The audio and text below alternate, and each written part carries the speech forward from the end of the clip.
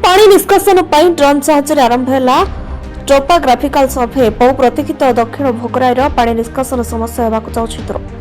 बालेश्वर जिला भोगराई ब्लॉक दक्षिण भोगराईर चाष जमी पानी निष्कासन होता समस्यार आशु समाधान पर रास्ता मुकुली।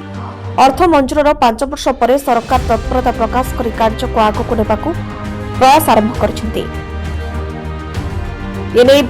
भोगराई विधायक गौतम बुद्ध दास सरकार को धन्यवाद देवा सहित तुरंत संपूर्ण कार्य करने को दावी करछुंती। एबे एही खबर चाषीकूल और कृषिक सुरक्षा संघ मुहरे हस फुटाई। तेबे केते शीघ्र यह कार्य शेष होछि ताहाकु नै साधारण रे गुंजरण होछि। समय रे वर्षा पानी पसी आसला परे 7 मास 8 मास पर्यंत पानी जमिकी रहुछि। ए प्रसंग रे दीर्घ दिन धरिकी कृषक संघ आंदोलन करिसेंती, बारंबार सरकार को दाबी करिसेंती एवं पूर्व सरकार समय नवीन बाबू मुख्यमंत्री काल रे ये दाबी करा जायथिला। से दाबी को तत्कालीन सरकार मध्य ग्रहण करथिले एवं जल निष्कासन करबा पई दक्षिण भोगराईरु सुवर्णरेखा संस्कार योजना रे प्राय 100 कोटी टंका 99 कोटी 78 लाख टंका मंजूर करथिले।